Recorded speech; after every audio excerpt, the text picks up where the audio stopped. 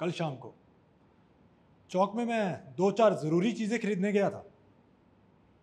पंजाबी मेवा फरोशों की दुकानें रास्ते में ही पड़ती हैं। एक दुकान पर बहुत अच्छे रंगदार गुलाबी सेब सजे हुए नजर आए। जी ललचा उठा।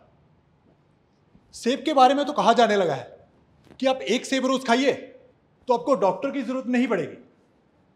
अरे डॉक्टर से बचने के लिए तो हम निमकोड़ी तक खाने को तैयार है। सेब अगर रस और स्वाद में आम से बढ़कर नहीं तो उससे घटकर भी नहीं है।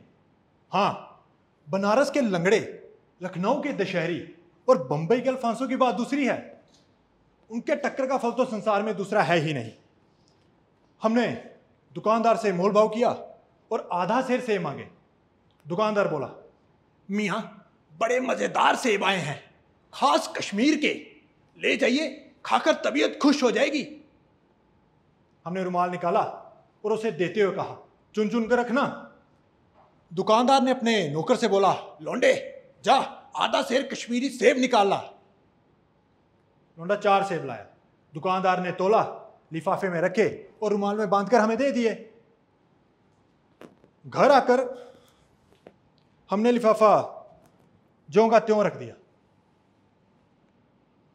आज सुबह जब नाश्ते के लिए एक सेब निकाला तो वह सड़ा हुआ था। 1 रुपए के आकार का छिलका गल गया था। दूसरा सेब निकाला, वह आधा सड़ा हुआ था। तब हमें संदेह हुआ कि कहीं दुकानदार ने हमारे साथ धोखा तो नहीं किया। तीसरा सेब निकाला, वह सड़ा हो तो नहीं था लेकिन एक तरफ से दबकर बिल्कुल पिचक गया था। चौथा सेब काटा तो भीतर वैसे के वैसे काले धब्बे, एक सेब खाने लायक नहीं। अगर एक सेब खराब होता तो मैं उसे क्षमा के योग्य भी समझता, मगर चारों के चारों सेब खराब निकले। मगर इस धोखे में मेरा ही सहयोग था। मेरा उसके हाथ में रुमाल रखना मानो उसे धोखा देने की प्रेरणा थी। उसने भाव लिया था कि जनाब अपनी आंखों से काम लेने वाले जीव है ही नहीं। आदमी बेईमानी तभी करता है जब उसे अवसर मिलता है। पढ़े लिखे बाबुओं और कर्मचारियों पर तो अब कोई विश्वास करता ही नहीं। आप किसी कचहरी, थाने या म्युनिसिपैलिटी चले जाइए, आपकी ऐसी दुर्गति होगी कि आप बड़े से बड़ी हानि उठाकर वहां नहीं जाएंगे।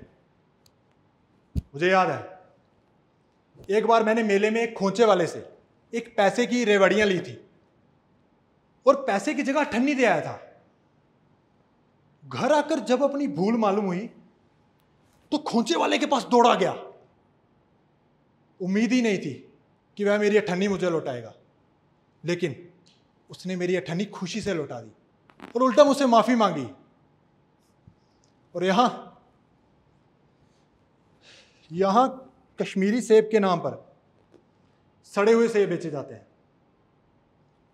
मुझे उम्मीद है कि पाठक बाजार में जाकर आप मेरी तरह आंखें बंद ना कर लिया करेंगे, नहीं तो आप सबको